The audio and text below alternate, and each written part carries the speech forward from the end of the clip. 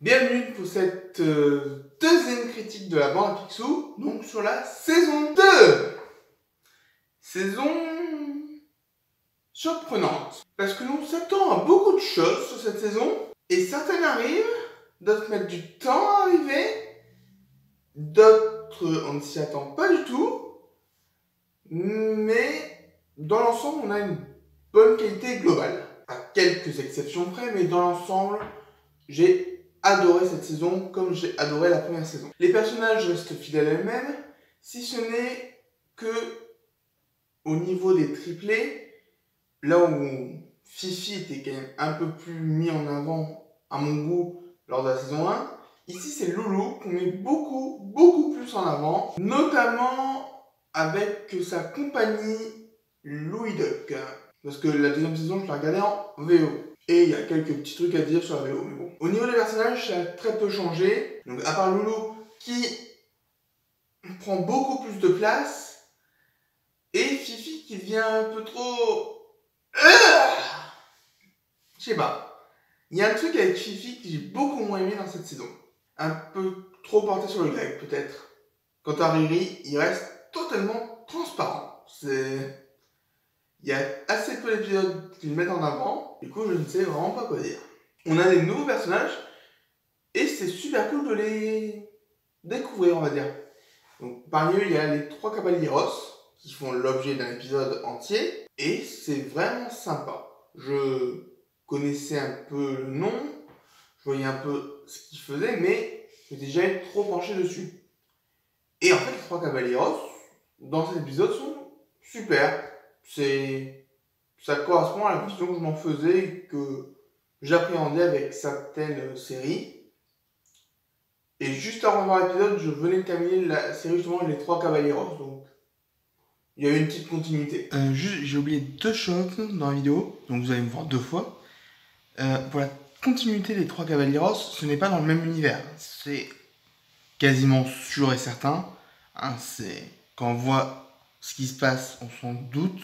Et du coup, je pense pas forcément faire une critique de la légende des 3 Caballeros, parce que la série est bien sans plus. En fait, il n'y a pas grand chose à vraiment décortiquer, mais bon, si jamais vous le voulez, nous en reparlerons en commentaire. Après, on a eu Pop-Up. Pop-Up, non, son épisode, je l'ai pas trop aimé. J'ai trouvé que ça... Je sais pas, j'aime pas trop Pop-Up de base.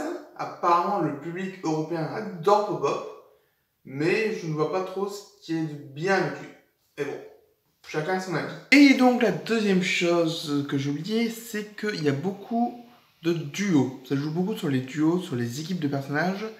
Et Fifi et Zaza est excellent comme duo. Ils vont tellement bien ensemble. Je pense pas qu'il y ait des histoires d'amour qui vont naître dans la série. Mais si c'est le cas, mettez-les ensemble. Please. Ensuite, nous avons... On n'a pas eu beaucoup de personnages en plus. Un personnage secondaire. Parce qu'après, on a eu quand même les Lunariens. Et ça va me permettre d'aborder le fil rouge de la saison. Et avant d'aborder le fil rouge, parce que c'est quand même important de le préciser, oui, Della Duck aurait pu être considérée comme un nouveau personnage principal, mais comme elle est un peu au centre de l'attention dans la saison 1, je considère qu'on la connaissait un peu. Certes, là, on la voit vivre un peu, mais elle est typiquement comme je l'avais imaginé pendant toute la saison 1, à travers les différentes histoires qu'on nous racontait. Donc, pour moi, je n'ai pas considéré Della comme un nouveau personnage. À la fin de la saison 1, nous pensions que le fil rouge serait sur le retour de Della sur Terre. Et en fait, ça, c'est le fil rouge de la première partie de la saison 2. C'est un bon fil rouge, mais ça avance petit à petit et ça a du mal à se mettre en place par certains moments.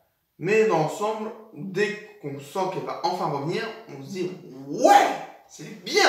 Et c'est là que le général Lunaris se révèle être un méchant. Je trouve que c'est sorti un peu de nulle part. C'est un contrat qu'il faut accepter avec la série, c'est que des fois il y a des choses... ça vient comme ça. Et ensuite, en deuxième personnage secondaire récurrent, il y avait Penumbra. pénombre sûrement en français. Et sa relation avec Della est pénible au début, mais ça va mieux après. Mais le personnage m'a pas convaincu, sauf dans l'épisode avec Donald. Parce que oui, pour le fil rouge de la saison, Della revient sur Terre. Mais dès qu'elle arrive, t'as Donald, qui a vraiment pas de chance, qui s'est envoyé sur la Lune. À un moment, il faut pas confondre avoir aucune chance et que le destin s'acharne sur toi. Donald a eu une seule chance cette saison, c'était avec les 3 cavaliers roses, je trouve. Et le pire, c'est que donc, on le voit être envoyé sur la Lune, on le retrouve 2-3 épisodes plus tard pour expliquer ce qu'il devient, et à la fin de cet épisode, boum, il revient sur Terre. Et après, on n'entend plus du tout parler de lui. Bon, c'est expliqué en fin de saison, mais voilà, je trouve que ça manque d'homogénéité. On se dit vraiment, oh, ça avance. Épisode tranquille, ça avance. Épisode tranquille, ça avance. Grande pause. C'est vraiment dommage. Mais bon, on fait avec ce qu'on a. Et voilà, en gros, la globalité de la saison est très bonne. Je reviendrai sur le final juste après. Mais d'abord, j'ai envie de parler de la VO.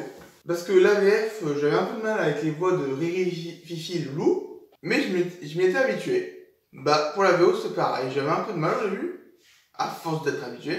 Mais on s'habitue bien. Donc, honnêtement, je trouve qu'ils ont bien choisi. Et surtout, ils ont réussi à faire des petites blagues avec la VO. Une en particulier, pour l'épisode spécial Noël, donc, j'ai fait une vidéo disponible sur la fiche. Et la petite blague, c'est David Tennant, donc qui double Picsou, qui fait « Ah, le voyage dans le temps, je comprends rien ».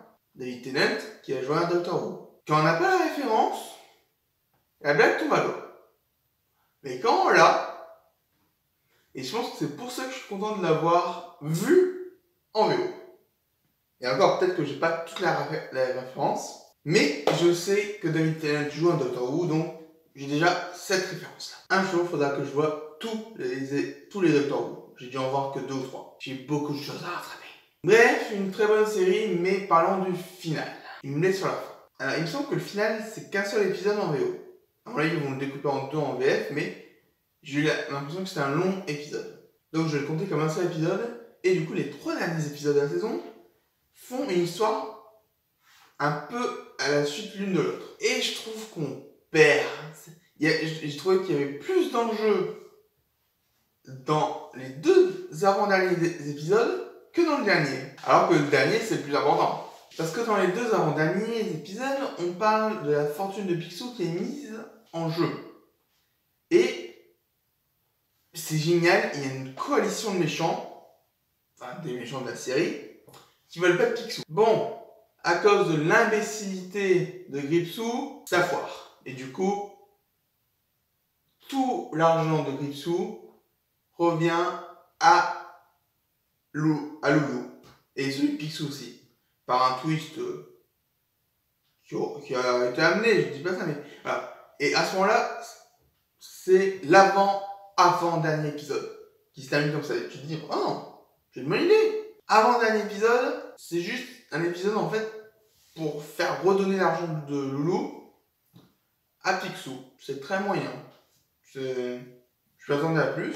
Et enfin, on a un épisode final avec l'invasion de la Lune sur la Terre. Et ça n'a pas atteint les ambitions qu'avait pu avoir la guerre des ombres dans la saison 1. C'est bien parce qu'on reprend plein de trucs de la saison.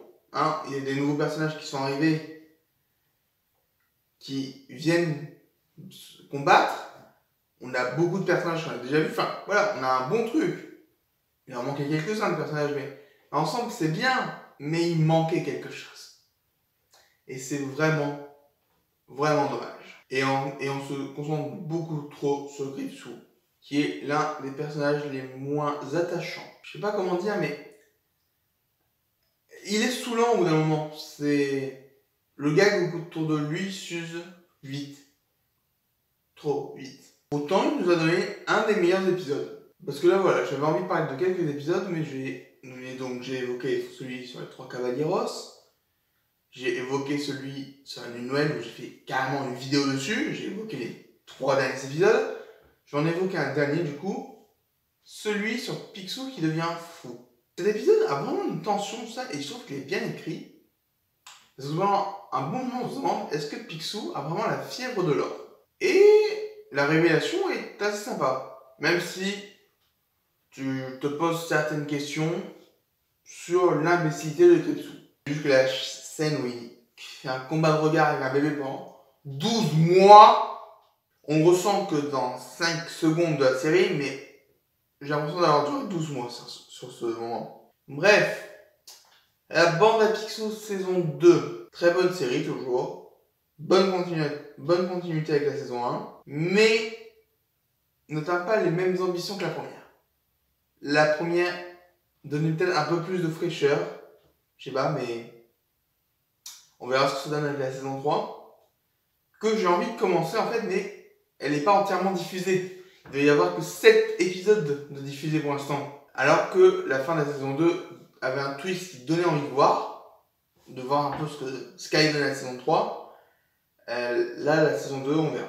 On verra ce que ça donne pour la saison 3 parce que j'ai pas envie d'être frustré à voir les 7 épisodes et après, il n'y a plus rien. Bon, allez, merci à tous d'avoir suivi et à très bientôt.